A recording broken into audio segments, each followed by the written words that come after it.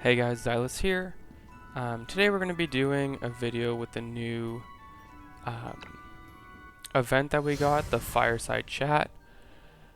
Personally, I think they should have waited another couple days until this event ended, because right now it feels like we're getting overburdened with events. Like we just got the new Fool's Journey, which takes it was technically made into an event as well, like where you can get extra potions. We got the Fireside Chat, we have the Traders from the Desert, and then we have the Voyage of Discovery. Thankfully, I'm pretty much done this whole thing, and I'm up to 5 million gold. I'll probably do one more on Sunday when you get the extra little bonus, and then that's it for that, right? But talking about the new event, I really liked it. It doesn't consume any stamina, and I've pretty much done them all in max difficulty. The only one I couldn't beat max difficulty was this one, the last one. I've tried maybe for 4 or 5 hours to do the Despair difficulty 88, and I just couldn't do it. I'm sure someone out there who's better and smarter than me is going to be able to do it, but at the moment, I'll show you what team I was doing, kind of strategy, but you're only allowed the first tactic, so you can't even use any of the other ones. The teams I was using was Momo for sure, because they all get physical shields, so you kind of need magic heavy teams. I tried using Lilywell instead of Simona. I tried using Coco. So this is kind of the team I'm rocking. It seems like a combo is a must-have.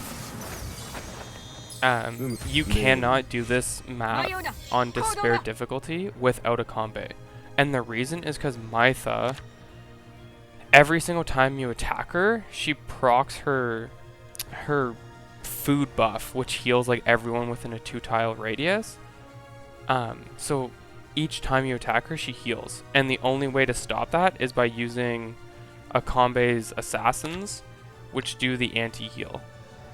And then you have to take her out as quickly as possible. And also, Rawa, however you pronounce her name, her ability to use bottoms up and tipsy and stuff, she can go from 20% HP to max in a single turn. So all the damage you've done is useless.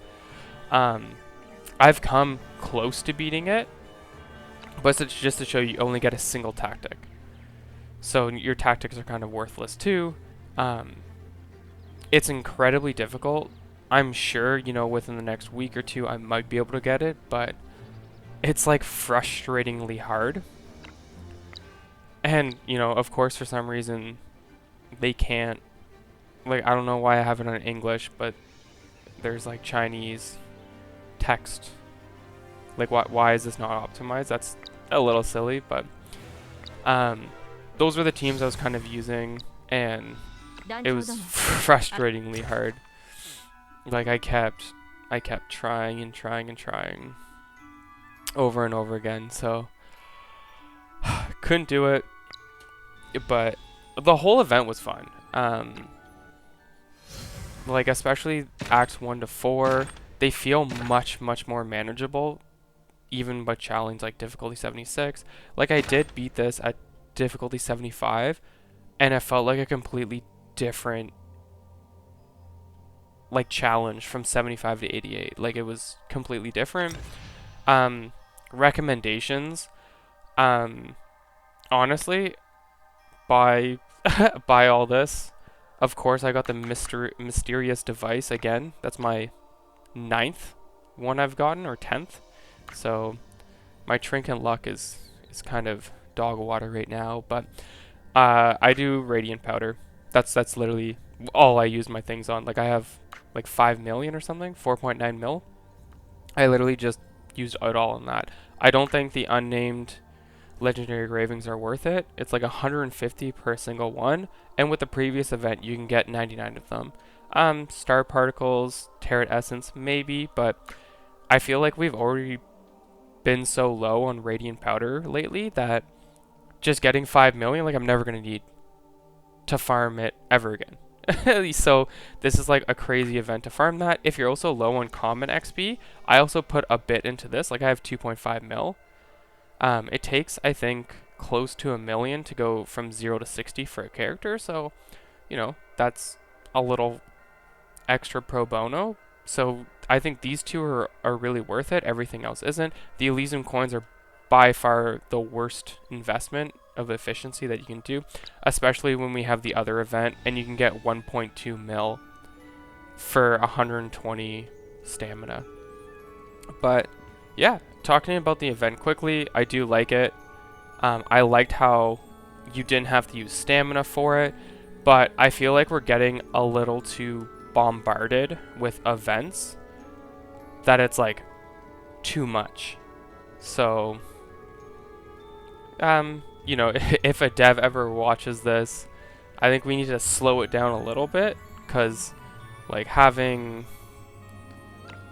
like, we still have this event, we have this event, we have this event, like we got this mini event, you know. This thing just popped up too, which is a complete waste of stamina. You got like this event going on, and like there's so much content already happening. Like this event is still happening, like for people who haven't done the Spiral Destiny, like they still have to do that. That takes a few hours. And we got the new chapters with the event quest. That takes another few hours to do. So I think we're getting bombarded a little too much. But that's all from me. Just want to talk about the Fireside Chat event and kind of the events in general. I did like it. If people want guides, let me know. I can maybe do guides, but I'm by far not good enough to do like low level, no gear, bronze tier like guides. Like that's I'm not going to be able to do that, but I can show you kind of like strategies that I used. But for the most part, Momo and Akambe were pretty much in every single match, and they were like the key figures. Especially Akambe with his anti-heal, because just some of them were like just proccing heals like left and right, and to be able to stop that from happening made it go really smooth. So Akambe, Momo MVP for all these matches.